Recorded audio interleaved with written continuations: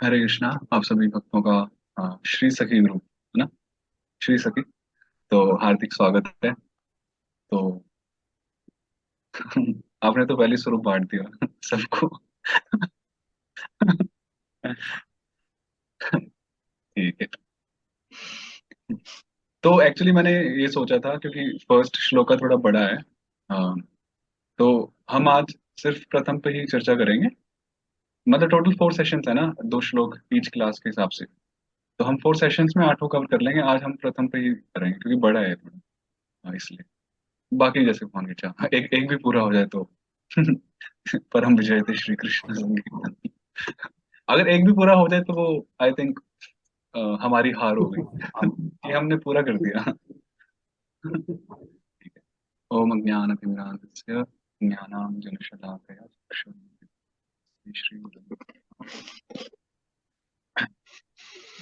श्रीचैतन्यमनोभीष्टं स्थापितं येन भूतले स्वयं तदा ददाति सुपदान्तिकं वन्देऽहं श्रीगुरो श्रीयुतपदकमलं श्रीगुरून् वैष्णवांश्च श्रीरूपं साग्रजातं सजीवं साद्वैतं सावधं कृष्णचैतन्यदेवं श्रीराधं कृष्ण सहगणललिता श्रीविशाखां नमो विष्णुपादाय कृष्णपृष्ठे श्रीमते भक्तिवेदान्तस्वामिनिधि नामिने स्ते सारस्वती देवी गौरवाणी निर्विशेष शून्यवादी नमश्चित्तमीशकारिणे वाञ्छाकल्पतरुभ्यश्च कृपासिन्धुभ्यश्च पतितानां जनेभ्यो वैष्णवेभ्यो नमो नमः।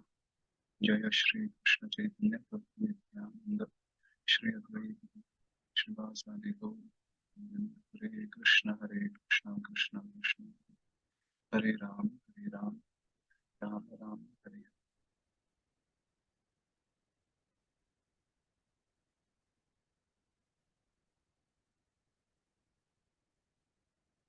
हरे कृष्णा। तो पुनः आप सभी भक्तों का हार्दिक स्वागत है। और सभी भक्तों की कृपा, आशीर्वाद और सुनने की इच्छा, श्रवण करने की इच्छा ही है जो यहाँ एकत्रित हुए हैं और कुछ श्रवण कीर्तन करने का प्रयास करेंगे। अपने इंद्रियों को थोड़ा शुद्ध कर लेते हैं, वरना अशुद्धिकरण तो होता ही रहता है। तो ठीक है। प्रविष्ट करणारंभ, कान के माध्यम से कथा जाती है। ऑफ कोर्स कान के माध्यम से जाती है। तो फिर अंदर जैसे गुरु महाराज बोलते हैं भूचाल आता है, तो सारी गंदगी जो जमी हुई है निकलती है, फिर साफ हो जाती है। तो वही गंदगी साफ करेंगे चेतोदर्पण मार्जनम श्लोक के माध्यम से। हाँ, पुनः वैसे कई बारी कर चुके हैं, कई बारी कम से कम 40-50 बारी तो सुना ही होगा जब से भक्ति जीवन में आए हैं चेतोदर्पणम इस श्लोक के बारे में। तो जैसे कि माता जी पिछली बार बोल रही थी, प्रेम मंजरी माता जी, कितनी बारी जब सुनते हैं तो नया ही लगता है। नवीन नवीन नीरद रूप मनोहर मोहन वंशी विहारी। वृंदावन वाले हैं, तो हम विवाह विशेष पे ज्यादा फोकस रहता है हमारा। ओके। तो श्लोक है तो चैंट कर सकते हैं। जैसे एक पद मैं गा लेता हूँ, उसके बाद आप, है ना, फिर उसके बाद हम आगे बढ़ते हैं। चेतो दर्पण मार्जनम भवमादावाग्निर्वापणम्, एक साथ भी गा सकते हैं। श्रेयाकैरवचन्द्रिका वितरणम् विद्यावधूजिवनम् आनन्दाम्बुधिवर्धनम् प्रतिपदम् पूर्णामृतास्वादनम् सर्वात्मस्नपनम् परम् विजयते श्रीकृष्ण संकीर्तनम्। अनुवाद। भगवान कृष्ण के पवित्र नाम के संकीर्तन की परम विजय को जो हृदय रूपी दर्पण को स्वच्छ बना सकता है और भव सागर रूपी प्रज्वलित अग्नि के दुखों का शमन कर सकता है। यह संकीर्तन उस वर्धमान, वर्धमान मतलब बढ़ता हुआ, चंद्रमा के समान है, जो समस्त जीवों के लिए सौभाग्य रूपी कुमुदनी कमल की ही कैटेगरी में आते हैं, कुमुदनी को विकसित करता है। यह समस्त विद्या का जीवन है। कृष्ण के पवित्र नाम का कीर्तन दिव्य जीवन के आनंदमय सागर का विस्तार करता है। यह सबों को शीतलता प्रदान करता है और मनुष्य को प्रतिपक पर पूर्ण अमृत का आस्वादन करने में समर्थ बनाता है। तो इस श्लोक में जो कि शिक्षाष्टकम का सर्वप्रथम श्लोक है, श्री चैतन्य महाप्रभु द्वारा उच्चारित, उनके हृदय के जो भाव है, जो उपदेश हैं, जो, तो इस श्लोक में 7 विशेषण कह सकते हैं या 7 सिद्धियां कह सकते हैं जो हरिनाम से के जप से प्राप्त होती हैं।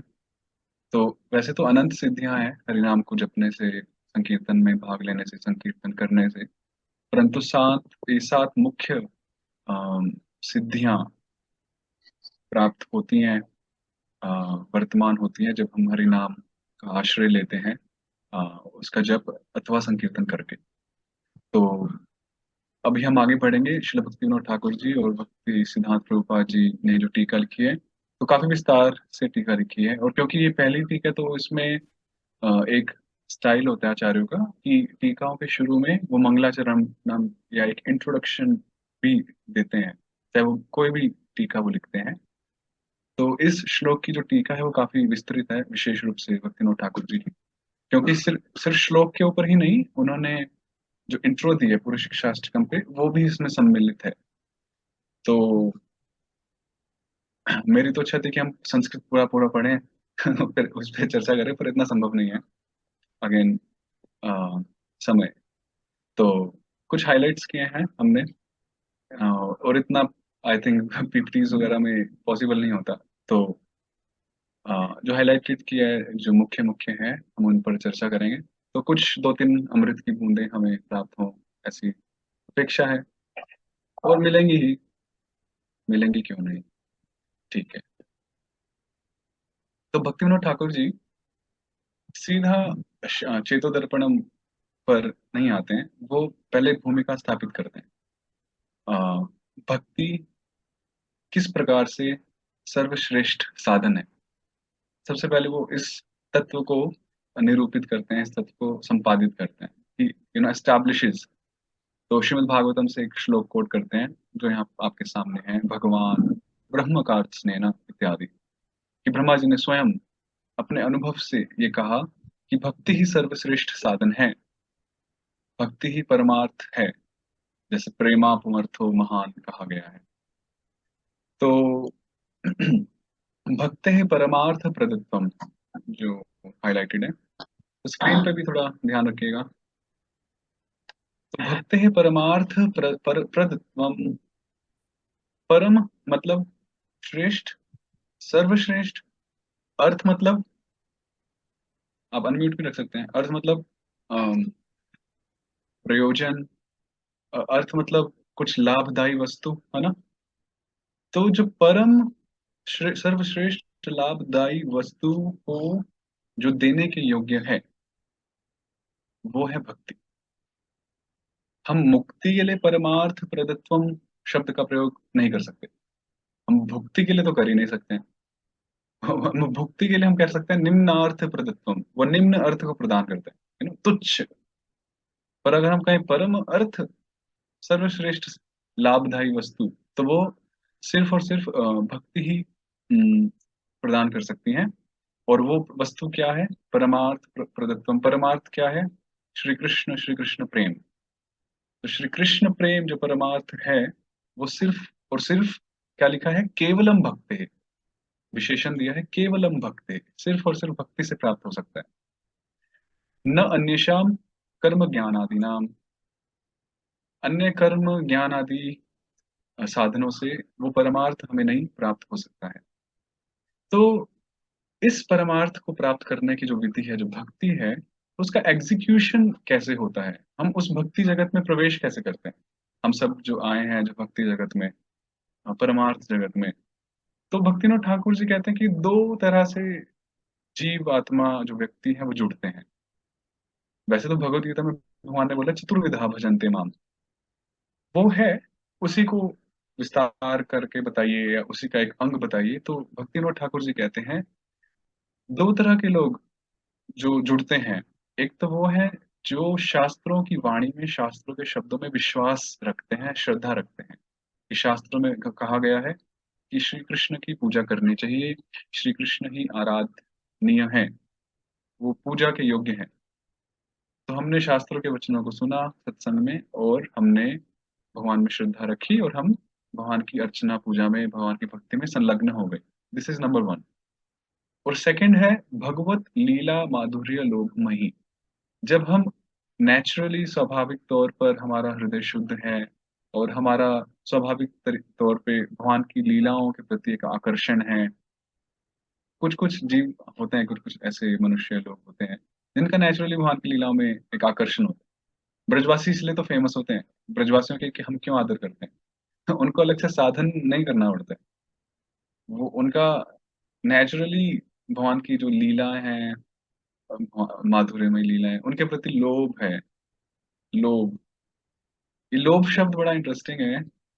भगवत गीता के द्वादश अध्याय, 12th chapter, I think 7th या 8th श्लोका में, माम इच्छाप्तुम धनंजय, भगवान कह रहे हैं। मुझे बहुत इंटरेस्टिंग लगता है वो पॉइंट, बहुत दिल को छूने वाला है कि आप, भगवान अलग अलग साधन बताते हैं कि अलग अलग साधन करने से ये प्राप्त होगा, ऐसे प्राप्त होगा। फिर भगवान कहते हैं कि अंत में कि भक्ति करने से हमें क्या प्राप्त होगा। भगवान प्राप्त नहीं होंगे, भगवान कह रहे हैं कि भक्ति का आचरण करने से हमें भगवान को पाने की तीव्र इच्छा प्राप्त होगी। अगर हमारी तीव्र इच्छा ही नहीं है, जिसको कभी कभी कुछ डिवोटीज बर्निंग डिजायर बोलते हैं ना, burning desire, but I think Sachinandan Prabhu भी यही ऐसा एक शब्द का प्रयोग करते हैं, द बर्निंग डिजायर, मैंने सुना है the change of heart session में मैं गया, बर्निंग डिजायर। तो हाँ, तो माम इच्छा तुम धनंजय, भक्ति का अभ्यास करने से हमारे हृदय में भगवान को पाने की तीव्र इच्छा आ जाती है। और जब तीव्र इच्छा आ गई तो ऑफ कोर्स फिर तो भगवान कितनी दूर है। क्योंकि भगवान तो जिस तरह हवा में सदैव पानी है, वर्तमान है, सिर्फ वो संपर्क में नहीं आ रहे। बाकी तो है, भगवान भी हर जगह है। राज महाराज के लिए था तो हमारे लिए नहीं है क्या, सबके लिए भगवान है। बस वो तीव्रता हमें थोड़ा डिस्टेंस में रख रही है। जैसे जैसे हमारी तीव्रता बढ़ेगी, वैसे वैसे वो घन तरल की अवस्था से घनीभूत होता जाएगा। माधुर्य कादम्बिनी में है ना, घन तरल। कभी कभी हम तरल हो जाते हैं, हमारी भक्ति, कभी भक्ति कभी मुक्ति, कभी मुक्ति कभी सिद्धि कभी मॉल, कभी सिनेमा हॉल, कभी टेम्पल, कभी घर तो घन तरल चलता ही रहता है हमारा। ठीक है, वो भी स्टेयर, मतलब स्टेपिंग स्टोन है, वो भी हिस्सा है भक्ति का, कह सकते हैं शुरुआत में। पर वो धीरे धीरे घनीभूत होता रहता है। फिर बाकी के जो एलिमेंट्स हैं, प्रतिकूल एलिमेंट्स, उनको फिर हम अपने आप ही साइड कर देते हैं, नहीं नहीं, अच्छा नहीं, अच्छा नहीं। या तो भक्त लोग जबरदस्ती करवा देते हैं शुरू में, फिर हम ठीक हो जाते हैं, या फिर कुछ जन अपने आप ही दूर हो जाते हैं, उनको टेस्ट नहीं आता फिर उसमें। तो माम इच्छा तुम धनंजय, तीव्रता की बात है। तो भगवत लीला माधुर्य लोभ मही मई, तो दो प्रकार के भक्त लोग भगवान की भक्ति आरंभ करते हैं, दो प्रकार की श्रद्धा के साथ। एक श्रद्धा तो वो भी जो हमने शास्त्रों से सुनी, है ना। हमें अभी वो लोभ नहीं है भगवान की लीलाओं के प्रति, वो आसक्ति नहीं है, पर एज ए ड्यूटी कि हाँ हमारा कर्तव्य है कि भारत भूमि पे मनुष्य जन्म हो जार, जीवन सार्थक करे। तो हमने सुना, अरे नहीं, जीवन सार्थक करना है, तो एज ए ड्यूटी हाँ हमने आरंभ किया, वो भी सही है। तो दूसरा, हमारी भगवान की लीला कथा में रहती है, माधुर्य लीलाओं में रहती है, तो हम उस श्रद्धा के साथ भगवान की अर्चना पूजा आरंभ करते हैं। तो इस प्रकार से जीव गोस्वामी, सॉरी भक्तिनाथ ठाकुर आगे जाते हैं। फिर इसके बाद कहते हैं कि जातायाम अपि तथा भूत श्रद्धायाम सत्संगेन बिना श्रवण कीर्तन लक्षणा हरिकथा न संभवती।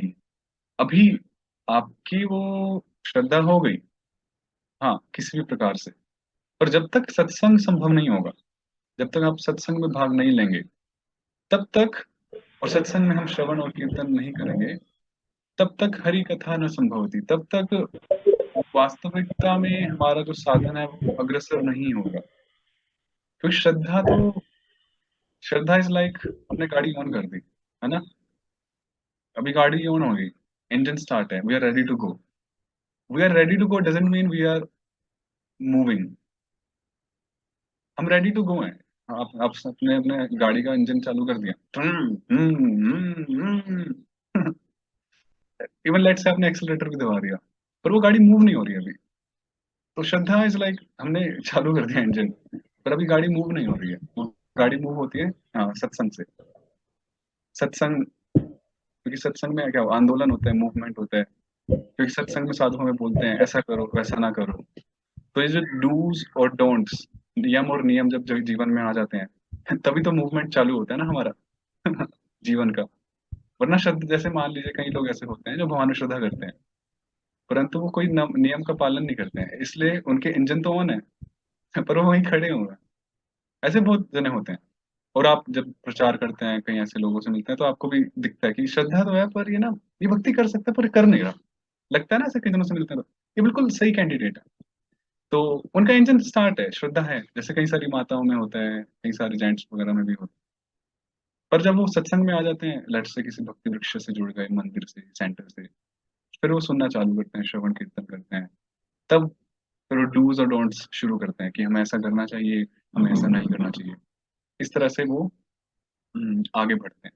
सताम प्रसंगान मम वीर्य संविदो। तो इस प्रकार से भक्तिनाथ ठाकुर जी बताते हैं श्री कृष्ण कीर्तनस्य सर्वमंगल मंगल स्वरूपत्वात् भजन की क्रिया अंतर्गत श्री कृष्ण संकीर्तनम एवं बोद्धव्यम, न तो प्रतिबिंब भक्त्याभास अंतर्गत हरि संकीर्तनम। तो श्री हरि संकीर्तन, कृष्ण गोविंद, श्री कृष्ण संकीर्तन सर्वमंगल स्वरूपत्वात्, शब्द सरल है, सर्वमंगल स्वरूप, कि श्री कृष्ण ही क्या है, सर्व मंगल का स्वरूप है।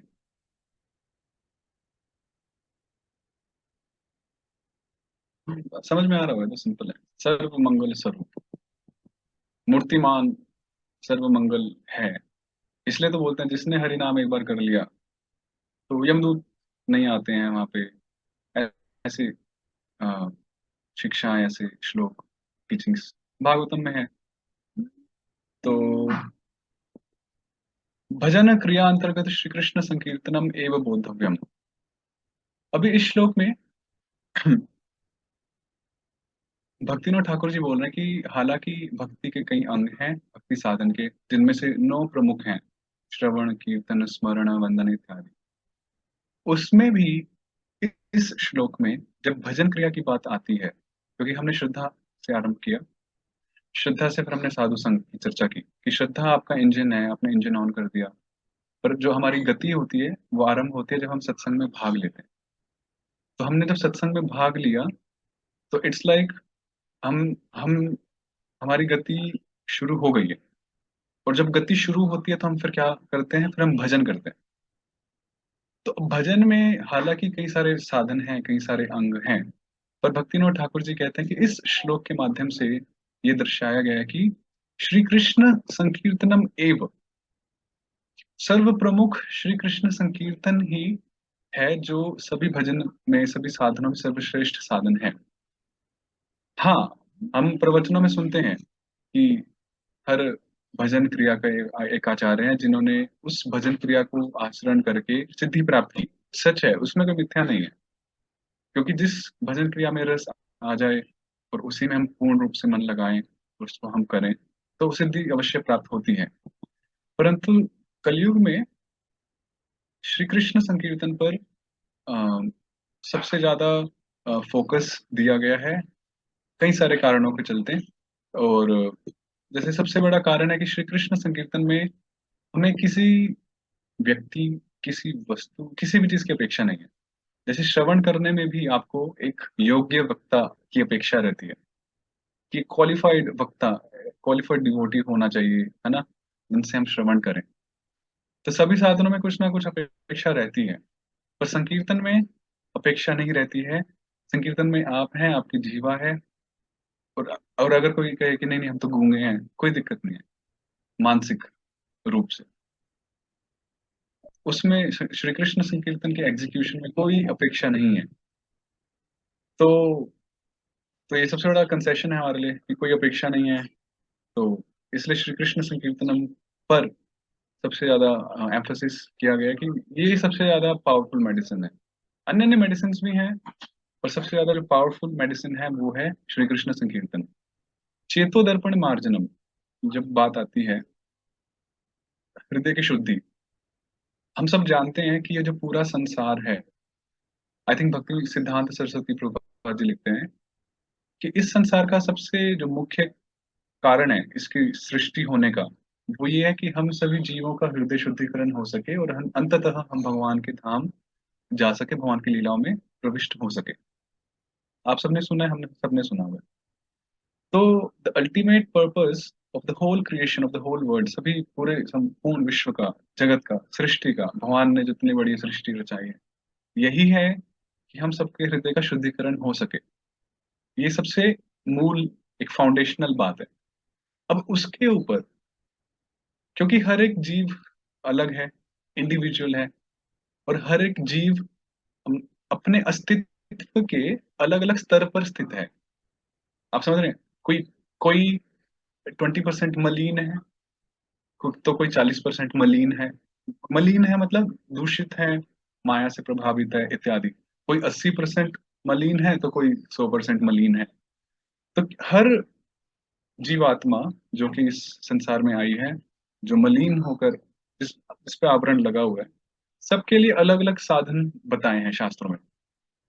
जैसे हम जानते ही हैं जो योगा लेडर जिसको हम बोलते हैं, भगवत गीता में बताई जाती है कि कर्म से, ज्ञान से, उपासना कांड, भक्ति, हठ योग, कितने सारे योग, कितने सारे साधन होते हैं। तो अलग अलग श्रेणियों के लिए अलग अलग साधनों की चर्चा की गई है।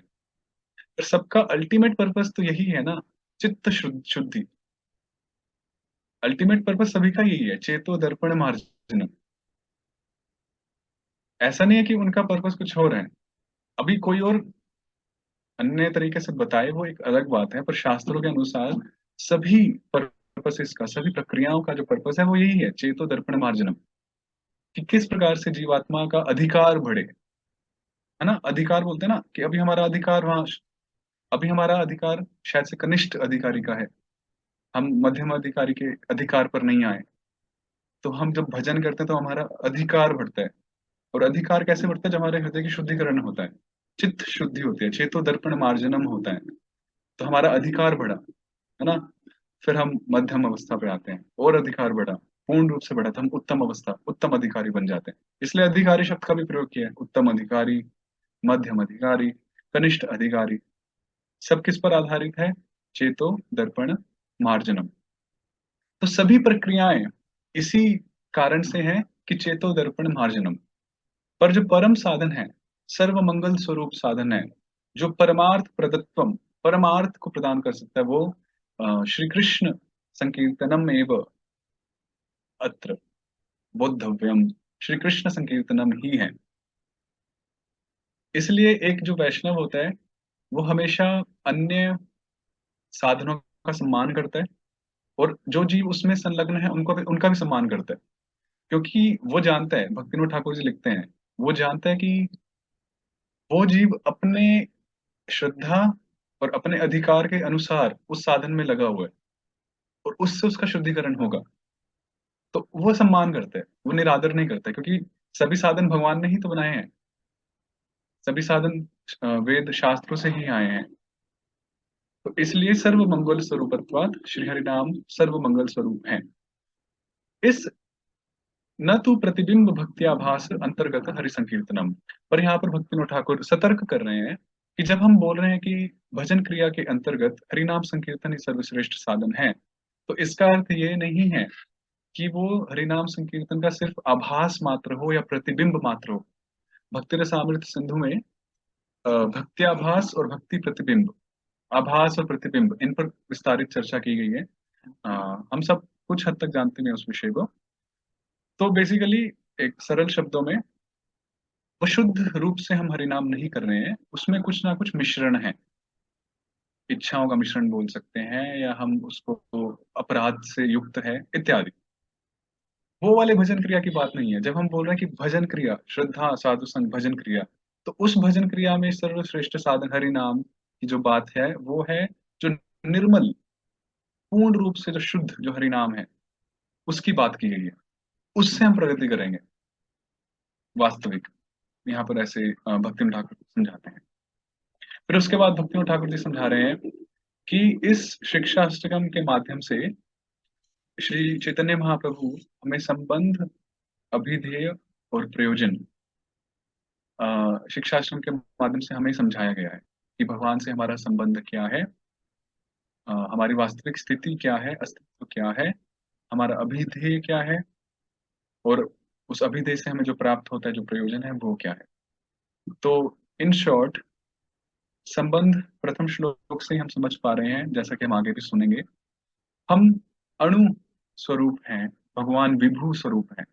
अणु मतलब स्मॉल, छोटा, और विभू मतलब विशाल, बड़ा।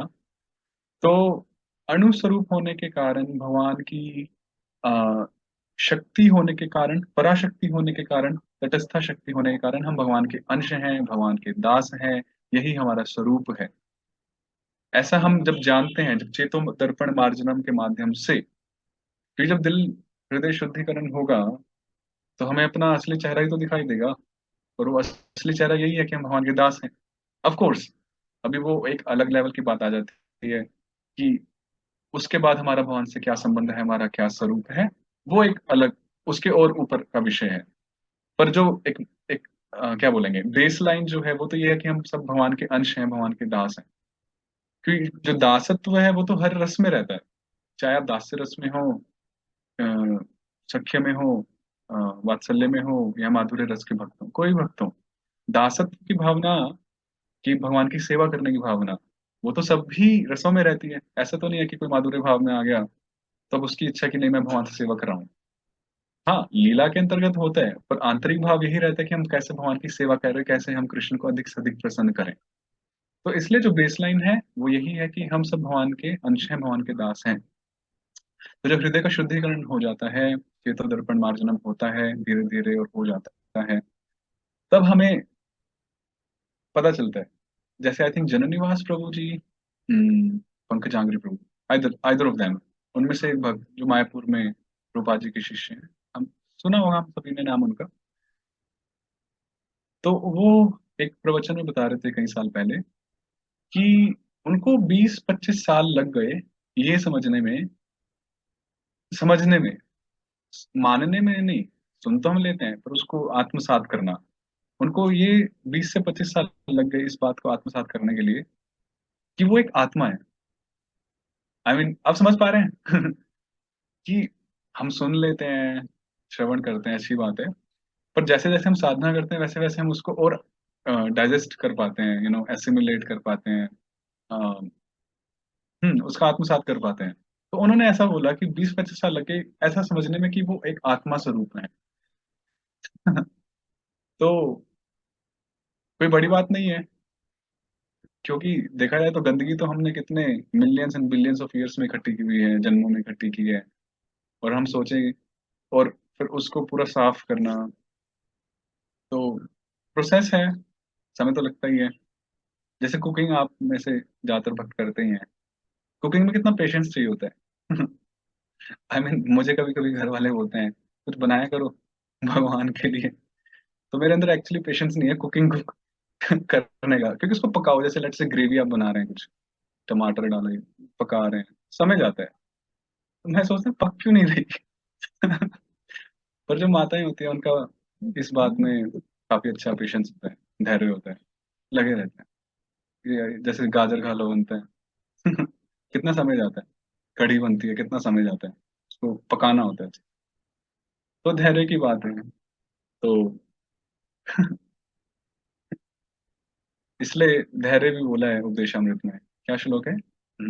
उत्साहान निश्चय धैर्य, कि बनेगी कढ़ी। उत्साह से घुमाते रहो। निश्चय रखो कि रिजल्ट आएगा, और धैर्य के साथ क्या करो? घुमाते रहो। तो संबंध की बात हुई है, और अभिधेय फिर हम बताते ही हैं किस प्रकार हरि नाम का जप और संकीर्तन करने से हमें उसकी अनुभूति होगी उस संबंध की।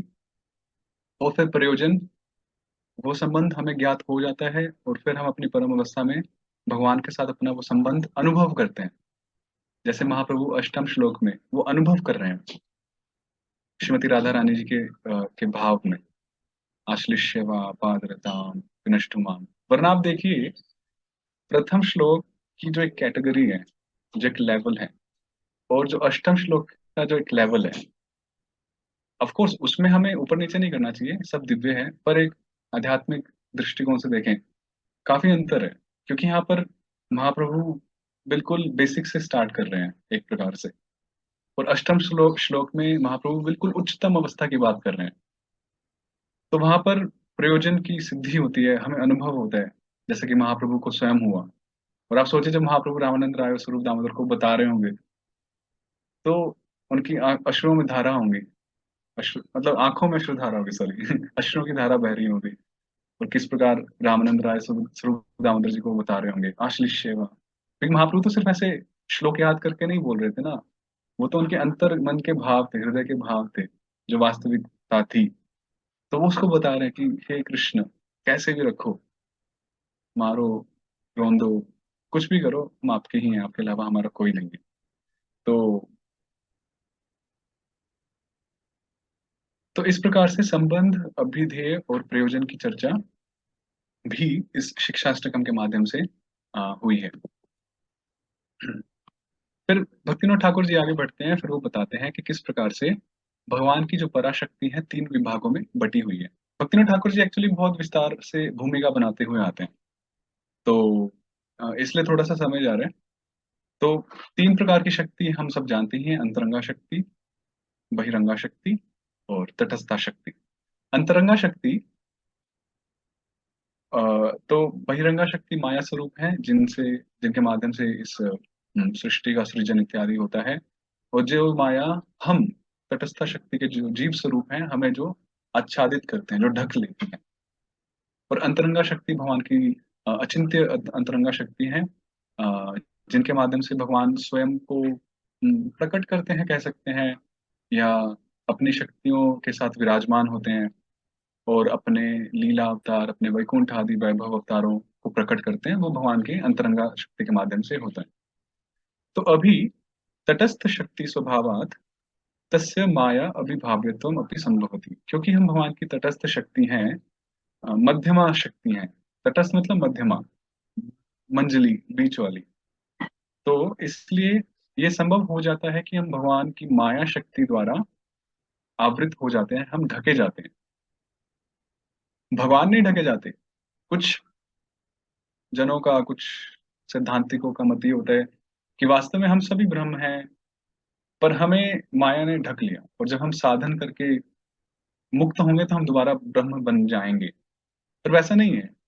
ब्रह्म ब्रह्म है, भगवान भगवान है, वो कभी नहीं ढके जाते। हमारी कैटेगरी अलग है, भगवान की कैटेगरी अलग है। भगवान कभी नहीं ढके जाते, कभी आवृत नहीं होते, हम होते हैं। और माया वशता पन्नाम तेषाम जीवानाम संसार दुखम। और जैसे हम माया के वश में आ जाते हैं, तो हमें दुख प्राप्त होता है, संसार दुख प्राप्त होता है। स्वरूप शक्ति संबंधात मायांतर्धाने संसार नाश स्वरूप अवस्थिति च। पर जैसे ही हम भगवान की अंतरंगा शक्ति के संपर्क में आते हैं, स्वरूप शक्ति के संपर्क में आते हैं, तो क्या होता है, सारे पाश खुल जाते हैं। सारे जो संसार के दुख हैं, सब नष्ट हो जाते हैं, और हम अपनी स्वरूपावस्थिति जो है उसमें हम स्थित हो जाते हैं। श्री कृष्ण नित्यदास कर ले विश्वास, जो कहा जाता है। तो चेतो दर्पणम की ओर भक्तिनाथ ठाकुर जी जा रहे हैं, तो वो धीरे धीरे विषय को उस तरफ लेकर जा रहे हैं। तो यहाँ पर बताया है चेतो दर्पणम मार्जनम इत्यादि में, तो यहाँ तक इंट्रोडक्शन ही था भक्तिनाथ ठाकुर जी का। यहाँ से श्लोक की व्याख्या करते हैं। तो विभु चैतन्यम ईश्वर, अणु चैतन्यम जीव। तो भगवान को शास्त्रों में जो एक शास्त्रिक जो भाषा होती है, परिभाषा होती है, भगवान को विभु चैतन्य कहा गया है और हमें अणु चैतन्य कहा गया है। चैतन्य से हम ये भी समझ सकते हैं कि चेतनता, कॉन्शियसनेस। तो भगवान संपूर्ण सृष्टि में, संपूर्ण ब्रह्मांड में वर्तमान है। किसी भी जगह कुछ भी होता है तो वो भगवान को ज्ञात हो जाता है। भगवान चेतन है तभी तो ज्ञात होता है ना। आप समझ पा रहे हैं? भगवान लिविंग है, चेतन है, एक व्यक्ति है, तो उनको जो भी कुछ होता है वो ज्ञात हो जाता है कि हाँ, हमारी सृष्टि में, हमारे कहीं पर भी क्या चल रहा है। वरना आप सोचिए, जब हिरण्यकशिपु प्रहलाद महाराज को पीड़ित कर रहे थे, उन्होंने जब वो सब पूरा सीन चल रहा था, तो और हिरण्यकशिपु ने बोला कहाँ है तुम्हारे भगवान, प्रहलाद महाराज ने कहा इस कमरे में है। तो आप सोचिए कि भगवान हर जगह है, तभी तो वहां पर प्रकट थे भगवान। आई मीन, ऐसे नरसिंह भगवान हर खंबे से, हर ईंट के पत्थर से, हर जगह से प्रकट हो सकते हैं, अगर हजारों प्रहलाद महाराज पैदा हो गए तो। क्या ये बात सत्य नहीं है? भाव की तो बात है, वो तीव्रता, वो विश्वास, वो श्रद्धा की तो बात है। ऐसे हजारों नरसिंह भगवान प्रकट हो सकते हैं। और बस हमें प्रहलाद महाराज बनना है, जिसका अर्थ है कि हमें उनका अनुगमन करना है और वैसे ही तीव्रता, वैसा ही विश्वास लाना है। कई भक्तों का हम सुनते हैं, रशिया के जो भक्त थे, जिन्होंने नमकीन क्या है, double roti, the salted bread, salted bread पुस्तक अगर आपने पढ़ी हो, अगर नहीं पढ़ी तो आप प्लीज पढ़िए, माता जी रिकमेंड। आप पढ़िए माता जी आपने, बहुत अच्छी है ना। सॉल्टेड ब्रेड बुक एक है। तो जो रशिया के जो भक्त हैं, जो शुरू में इस्कॉन की स्थापना नहीं हुई थी, उन्होंने क्या क्या प्रयास किए, कैसे जेल में उनको बंद किया गया, कितनी पीड़ा दी गई गवर्नमेंट के द्वारा, और फिर कुछ जिन्होंने शरीर भी छोड़ा, कैसे उन्होंने सब कुछ सहा और कैसे वहां भक्ति का प्रचार हुआ। मतलब वो दर्शाता है कि प्रहलाद महाराज वाला गुण दर्शाता है, विश्वास वाला। मतलब मेरे को तो जब भी एक जैसे होता है ना कि भक्ति में मन नहीं लगता है, या एक कुछ नहीं हो रहा है, या और तीव्रता लाने के लिए, तो वो बुक बहुत, मतलब वो पुस्तक बहुत ही अच्छी है। मतलब कि हाँ, उन भक्तों ने देखो, और ये क्या होता क्या है, हम पुरानी पुरानी कथाएं तो बहुत सुनते हैं, पर लाइव इंस्टेंट अभी क्या हुआ आजकल के समय में, वो हम नहीं सुन पाते हैं ज्यादा। पर जब हम वो सुनते हैं तो हमारी श्रद्धा अधिक बढ़ती है कि हाँ देखो, अभी बस 20-30 साल पहले की तो बात है कि उन भक्तों ने ऐसा बलिदान दिया, तब वहां प्रचार हुआ, और आज के दिन पूरे विश्व में, आई थिंक भारत के बाद या भारत से भी पहले, रशिया में सबसे ज्यादा प्रचार है। देखिए रशियन में, रशियन कितने डिवोटीज हैं और कितनी श्रद्धा होती है उन भक्तों की, मतलब अटूट। तो वही बात है, हम तो लग्जरी में जी रहे हैं, लग्जरी कार में बैठे हैं। हम इसलिए कुंती महारानी ने बोला, दरिद्र बना दो हमें, और बहुत सोच समझ के बोला है। और मैं कल शाम को या रात को विचार कर ही रहा था, हम जितनी आसक्तियां रखेंगे, किसी से भी, जितना हम लग्जरी में रहने का प्रयास कर रहे हैं, होता क्या है, जो एक साधक होता है, उसकी भक्ति करने की इच्छा होती है, वो तीव्रता को प्राप्त करना चाहता है, होती है ही नहीं कि हमें और तीव्र बनूं, पर साथ में से पूर्व संस्कारों के चलते जो हमारे साधन है, हमारी अटैचमेंट्स हैं, मोह है इत्यादि, वो सब भी बाजू में बना ही रहता है। तो भगवान फिर ऑपरेशन करते हैं। तो मैं कल ही सोच रहा था अपने विषय में कि ऑपरेशन हो जाना चाहिए, हम इसी के लायक हैं। क्योंकि हम छोड़ने वालों में से नहीं है, हमसे तो छुड़वाया जाना पड़ेगा। तो तो मैंने बोला भगवान को, कर दो ऑपरेशन, डालो ओटी में, ऑपरेशन थिएटर में। तो विभू चैतन्य और अणु चैतन्य, तो भगवान जीवित है, हम भी जीवित हैं, भगवान ज्ञानमय है, हम भी ज्ञानमय हैं, बस मात्रा का अंतर है। भगवान में अहम की भावना है, जो अहंकार है, जो शुद्ध अहंकार बोलते हैं, हम में भी शुद्ध अहंकार है। जो मैं की भावना, एक्चुअली मैं की भावना गलत नहीं है शास्त्रों के अनुसार। इवन बलदेव विद्याभूषण भी लिखते हैं गीता की भूमिका में कि अहम की जो भावना है, अहम और मम की भावना गलत नहीं है, वो आत्मा से संबंधित भावना ही है। पर जब हम वो अहम और मम की भावना, मैं और मेरे की भावना शरीर से जोड़ देते हैं, तब वो गलत बन जाती है। वरना जब हम बोलते हैं भगवान मेरे हैं, श्री कृष्ण मेरे हैं, क्या उसमें कोई गलती है? मैं भगवान का हूँ, क्या उसमें कोई गलती है? तो मैं और मेरा अहंकार की जो भावना है वो गलत नहीं है, वो आत्मा का स्वरूप है, वो आत्मा का ही लक्षण है। बस शरीर से जोड़ने के कारण वो गलत कहे जाते हैं, जिसको मिथ्या अहंकार कहते हैं।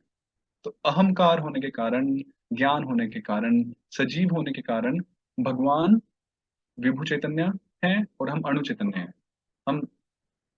हम छोटे हैं भगवान से।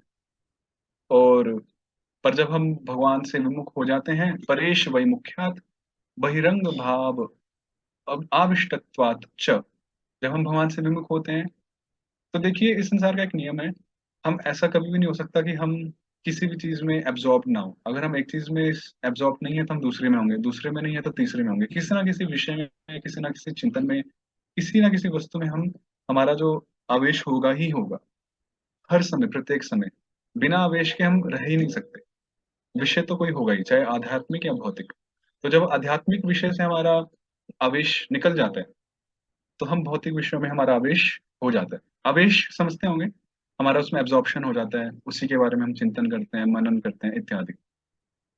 तो जब हम भगवान से बहिर्मुख होके, आध्यात्मिकता से बहिर्मुख होके भौतिकता में हम अविष्ट हो जाते हैं, तो क्या होता है?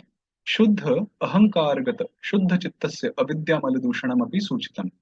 हमारा जो शुद्ध अहंकार है कि मैं श्री कृष्ण का दास हूँ, भगवान मेरे हैं, मेरा ये स्वरूप है, उससे हम च्युत हो जाते हैं, या वो हमें विस्मरण हो जाता है, हमारी मृत्यु हो जाती है एक प्रकार से, क्योंकि मृत्यु मतलब विस्मरण।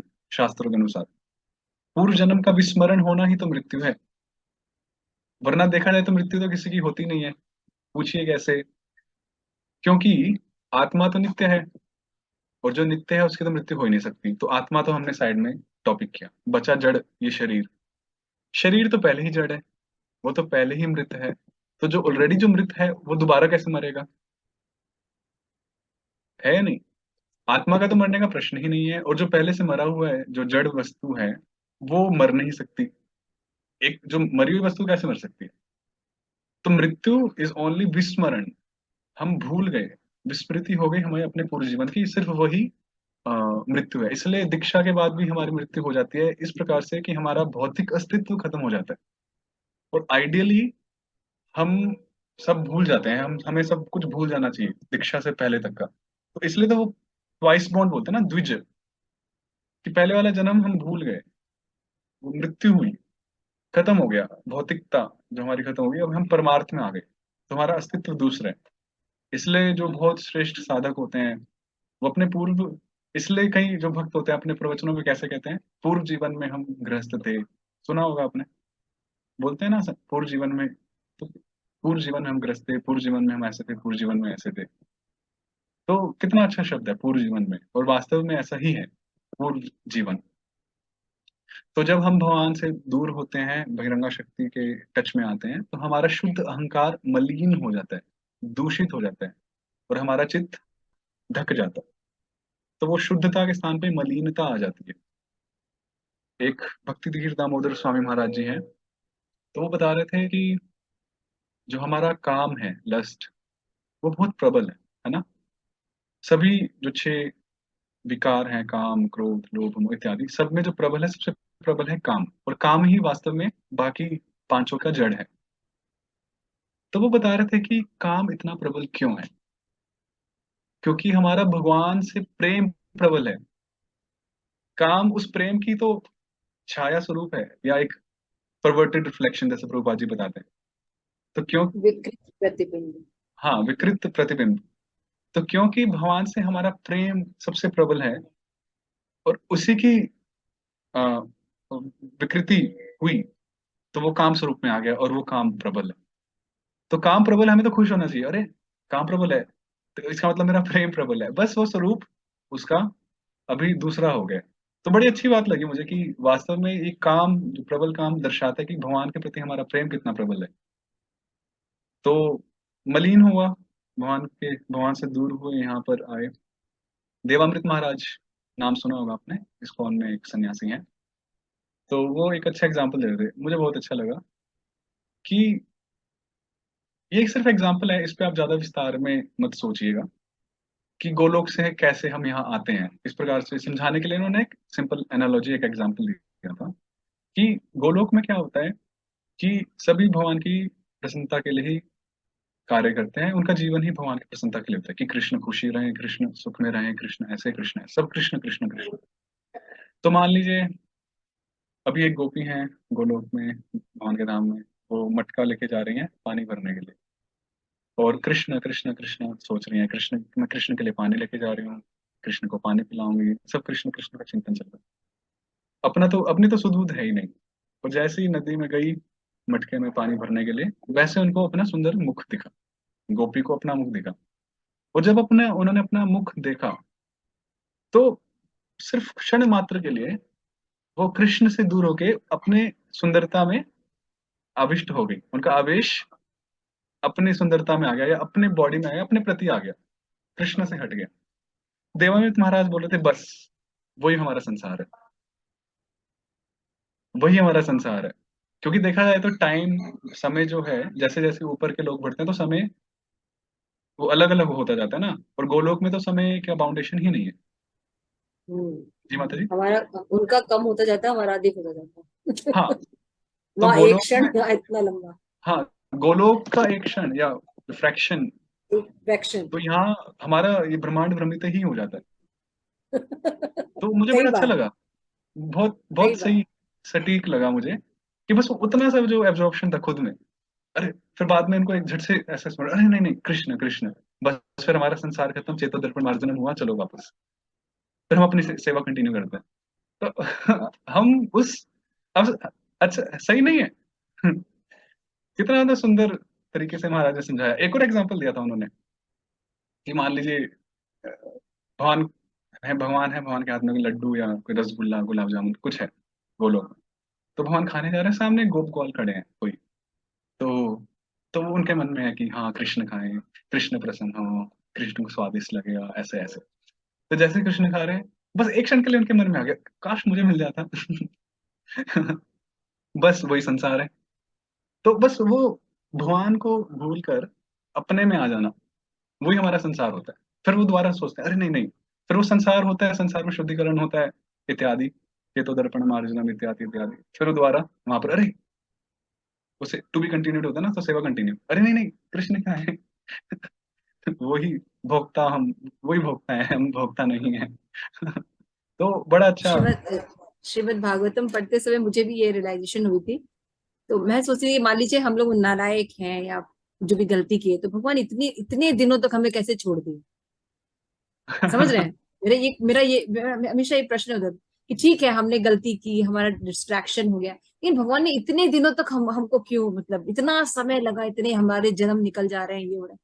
तो फिर श्रीमद भागवतम में जब मैंने पढ़ा कि निमिषेण, जब काल डिवीजन होता है, तो पता चलता है कि भगवान केवल पलक झपकाते हैं, उसका कितना, यहाँ पे कितनी चीजें हो जाती हैं।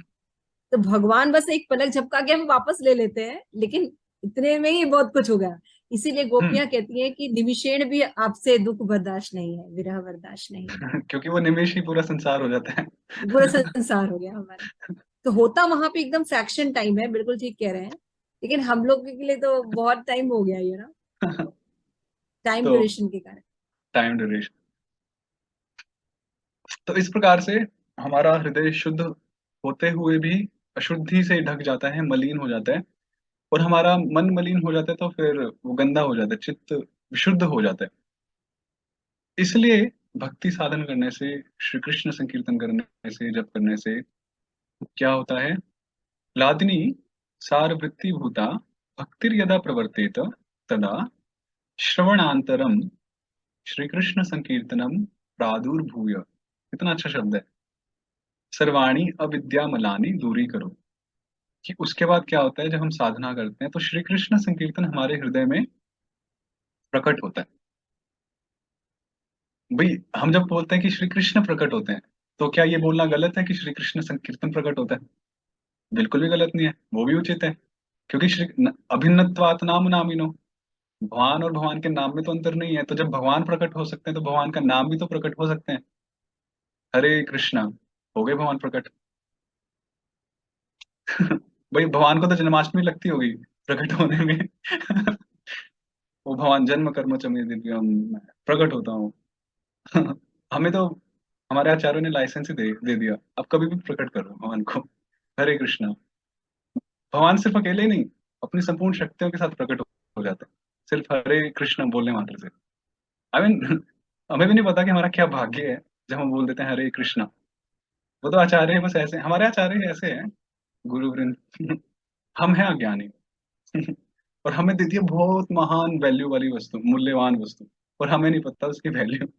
उन्होंने बोला बेटा लो संभालो, इसको सुरक्षित रखो। बस हम उनके कहने पे इसको सुरक्षित रख रहे हैं। पर हाँ, धीरे धीरे हमें उसकी वैल्यू पता चलेगी। एक मिनट।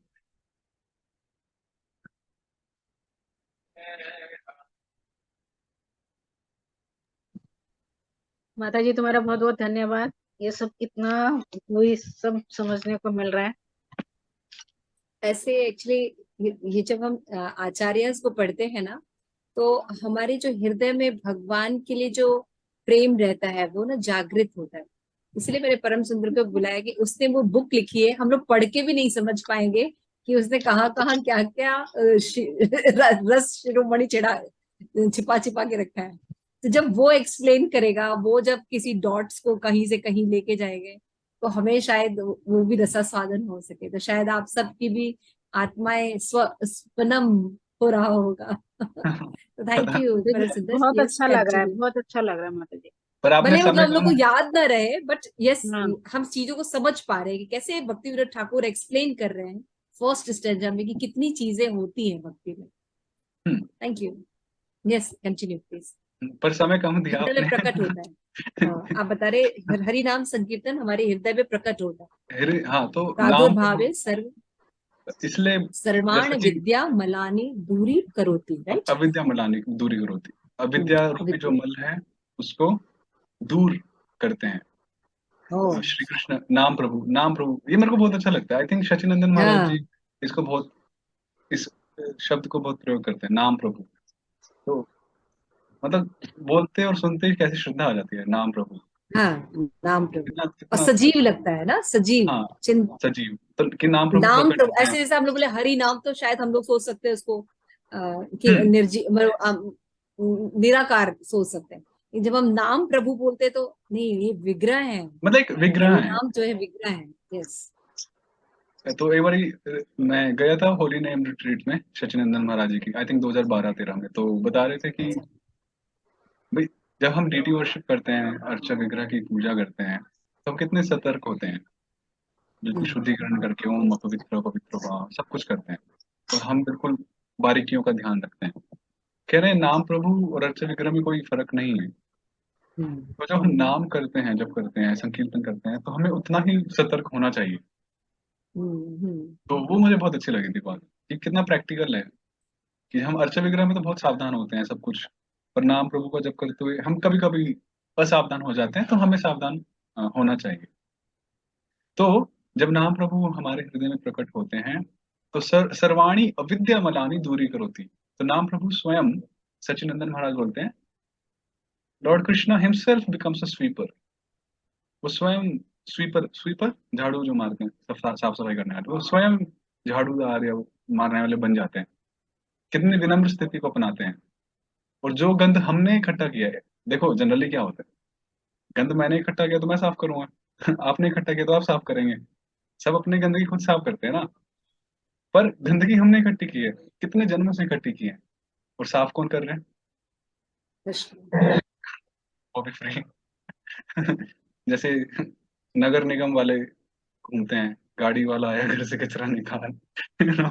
एक बार सचिनंदन महाराज जी एक एग्जाम्पल दे रहे थे कि जैसे माँ जो होती है और छोटा बच्चा होता है, वो क्या कहता है जब वो खिलौने से खेलता है तो चीजों को मेसी कर देता है, हम्म, सब कुछ बहुत इधर उधर कर देता है, और फिर वो रोने लगता है बहुत तेजी से, क्योंकि उसके बस का नहीं है कि उन चीजों को वापस वो ऑर्गेनाइज कर सके और जिसके कारण वो फंस गया वो निकल सके वहां हम्म। से। तो राइट। चिल्लाता है माँ के लिए, तो माँ आती है, उसको उठाती है, क्लीन भी करती है और सारी चीजों को भी ठीक करती है, हम्म। क्योंकि वो कर सकती है, वो बच्चा नहीं कर सकता। सो सेम, आपने एग्जाम्पल वही दिया। हम्म। तो भगवान दूर करते हैं, और जब तदा प्रकटित शुद्ध चित्त, और जैसे ही हमारा हृदय शुद्ध हो जाता है तो क्या होता है? जीव शुद्ध अहंकार युक्त भविष्यति। भगवान, सॉरी, जीव पुनः अपने शुद्ध अहंकार को स्वीकार करता है, या उसका वो स्मरण हो जाता है जब गंदगी हट जाती है। यही तो चेतो दर्पण मार्जनम है ना। क्या वाले पेपर था वो? मैं कॉलेज का।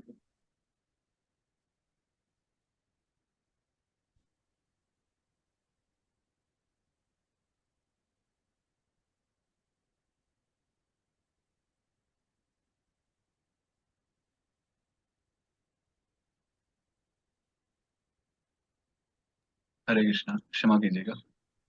तो हाँ, शुद्ध अहंकार युक्त, तो जैसे ही हमारा हृदय शुद्ध होता है तो हम पुनः शुद्ध।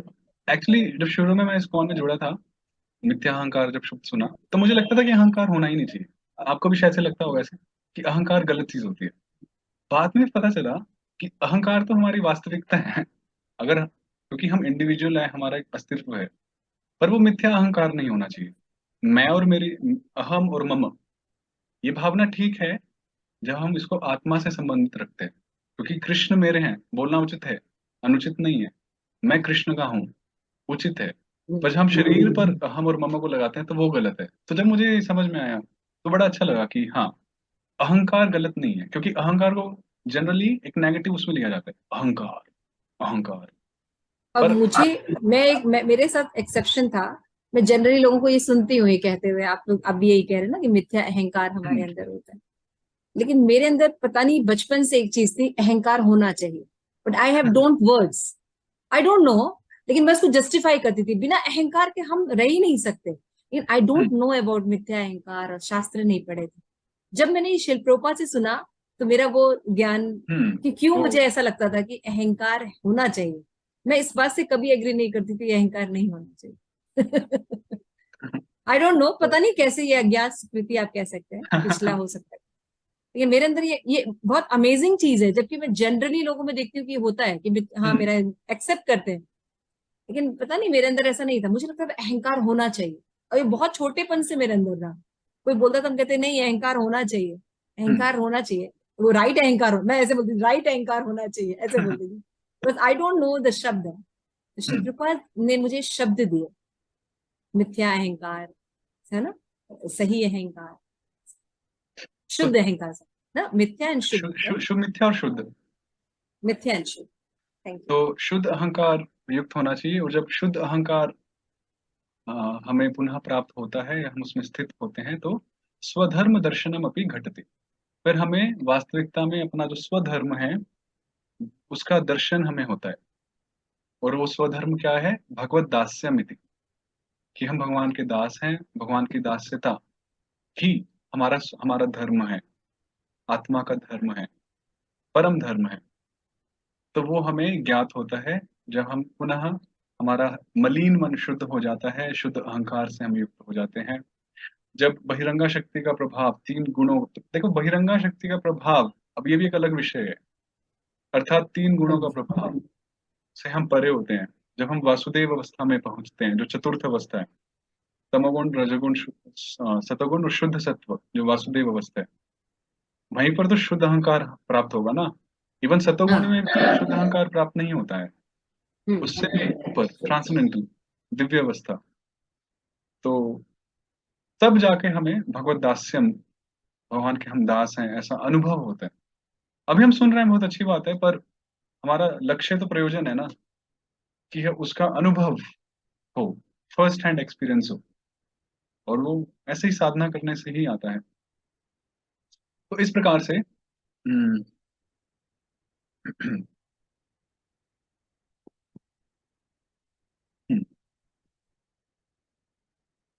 आ, हमें हमारा जो चेतो दर्पण मार्जनम होता है, वो, तो चेतो दर्पणम मार्जनम पे ये अभी तक व्याख्या हुई। अभी देखिए मेरी गलती नहीं है, हाँ, मुझे मत कहिएगा कि अभी कि सिर्फ अभी आप म्यूट है माता जी, अनम्यूट। सॉरी, आपने ये जो बोला ना, स्वधर्म अपि घटते स्वधर्म भगवनारस्मि, तो स्वधर्म स्वधर्म। दर्शनम अपनी घटते। हम्म।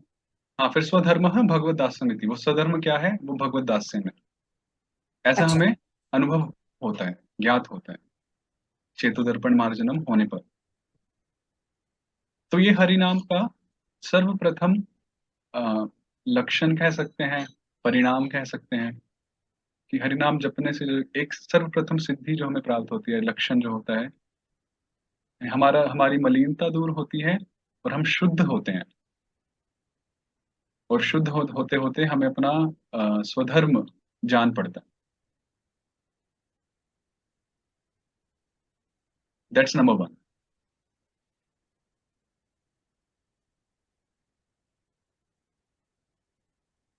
ठीक है। ओके। फिर उसके बाद भव महा दावाग्नि निर्वापणम। तो संसार दावानल लीढ़ लोक, तो ये दावानल की बात शास्त्रों में होती ही रहती है। मैं इस पे विचार कर रहा था कि दावानल का ही क्यों विवरण है, क्योंकि अग्नि, बात है कि आग लगी है, उस बात को एक्सप्रेस करना है। देखिए, शास्त्र और श्लोक जो होते हैं वो सीधे सीधे बात नहीं करते हैं, उनमें काफी अलंकार हम्म। होते हैं, कई सारे एग्जाम्पल्स होते हैं। इवन चेतो दर्पण मार्जनम आप श्लोक पढ़ें, इसमें कई सारी उपमाएं हैं। जैसे हम्म। चित्त को दर्पण के साथ कंपेयर किया, एक उपमा हुई। फिर संसार रूपी इस भीषण अग्नि को, पीड़ा को दावा नल के साथ कंपेयर किया, दूसरी उपमा हुई। फिर आगे प्राणा श्रेय कैरचंद का। श्रेय कैरव, हमारे सद्भाग्य को एक कुमुदनी, एक लोटस के साथ कंपेयर किया, तीसरी उपमा हुई। तो ये संस्कृत का यही एक वैशिष्ट्य है। जैसे महाराज बोलते हैं, महाराज को एक शब्द बड़ा प्रिय है, वैशिष्ट्य। तो वैशिष्ट। तीसरी उपमा, फिर आगे श्रेय कैरव चंद्रिका वितरणम विद्या विद्या वधूरी, वधु जीवन। विद्या, विद्या जो विद्या है उसको वधु, चौथी उपमा, हर एक उसमें उपमा है।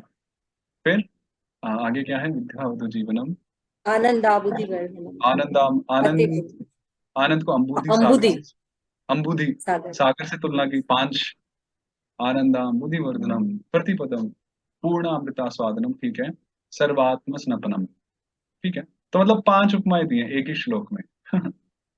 तो ये मतलब सुंदरता है भाषा की, यस। एक एक कंसेप्ट को कन्वे करने की। अभी कुछ लोग बोलते हैं संस्कृत बहुत शुष्क भाषा है, ड्राई लैंग्वेज है, समझ में नहीं आती, बहुत क्या कैसी भाषा है। समझ ही नहीं आती। पर वास्तविकता में देखा जाए तो कितनी सुंदर है, कितनी उपमाएं, कितने अलंकार और क्या क्या। तो इसलिए दूसरा जो परिणाम हरिनाम का जो बताया है वो महादावाग्नि निर्वापणम, कि भगवान से जब विमुख होते हैं। अच्छा, तो हम बात कर रहे थे कि दावाग्नि से ही क्यों उपमा दी इस पे। तो अब मैंने कभी नोटिस तो नहीं किया है ना, फर्स्ट हैंड मैंने खुद देखा है, सुना है ऐसा, कि जो जंगल में जो अग्नि, आग लगती है, और जब वो आग फैलती है तो वो बहुत भीषण होती है। एक तो वो आग जो होती है ऐसे नहीं है कि बस इतनी सी हो, जैसे हम जो गैस जिस पे खाना बनाते हैं, स्टोव होता है, चूल्हा, उसकी आग कितनी सी होती है, इतनी सी फ्लेम होती है, कंट्रोल्ड होती है वो फ्लेम, और उसको हम कंट्रोल भी कर सकते हैं। क्या हम अपने संसार के दुखों को कंट्रोल कर सकते हैं उस फ्लेम की तरह? आई मीन नो, नहीं कर सकते। और ना हमारी अग्नि सिर्फ इतनी सी है। तो उस भगवान सोचे नहीं नहीं, चूल्हे वाली आग से बात नहीं बनेगी, अच्छा उदाहरण होना चाहिए। तो वहां ने देखा होगा, और कहाँ कहाँ अग्नि चलती है, नहीं इससे भी नहीं, नहीं लोहार वाली अग्नि नहीं, ये वाली नहीं, भगवान, अरे संसार दावानल। दावानल वाली अग्नि सही सही बताती है कि हमारी स्थिति क्या है। क्योंकि वो अग्नि विशाल होती है, उसको हम बाल्टी के पानी से नहीं बुझा सकते, उसको हम फायर ब्रिगेड से भी नहीं बुझा सकते। उसमें सिर्फ जब मेघ से वर्षा होगी तभी ही वो बुझ सकती है। और वो वर्षा भी प्रचंड वर्षा होनी चाहिए, ऐसे नहीं कि जैसे अभी आजकल मौसम चल रहा है, हल्की फुल्की बूंदे आई फिर हवा चली खत्म, उससे भी काम नहीं बनेगा। प्रचंड वर्षा होगी, झंझावात वर्षा होगी, तब जाकर वो दावाग्नि शांत होगी। तो इसी प्रकार से, जैसे महा बहुत बड़ी बीमारी के लिए बहुत बड़ी औषधि की आवश्यकता होती है। इसलिए बहुत बड़ी आग के लिए बहुत बड़े साधन मतलब वर्षा की आवश्यकता होती है। उसी प्रकार से बहुत बड़ी बीमारी हमें जो लगी है, जिसको हम भवरोग बोलते हैं, उसके लिए बहुत बड़ी औषधि हमें चाहिए, और वो श्री कृष्ण संकीर्तन है। पर मीठी है। इस औषधि को लेने में अ, समस्या तो नहीं है, और मीठी भी है। हाँ, शुरू में जब नए नए होते हैं या अपराध कर देते हैं गलती से, तब समस्या हो जाती है, तब मीठा नहीं लगता है। तब भगवान रस खींच लेते हैं। सचिनंदन महाराज बोल रहे थे कि भगवान बहुत स्मार्ट है। आप मान लीजिए आप हरिनाम जब करते हैं, तो और आपसे अपराध हो जाते हैं, लेट से गलती से या जानबूझकर कैसे भी, तो आप हरिनाम तो करते रहेंगे। हरिनाम तो आप कर ही रहे हैं, उसके अधिकारी तो आप हैं या हम हैं। परंतु भगवान ना उस हरिनाम में से वो रस खींच लेते हैं। और एक भक्त के लिए अ, वही सबसे अनफॉर्चुनेट सिचुएशन होती है, स्थिति होती है, कि हरे नाम में से रुचि चली जाए। जस्ट एक,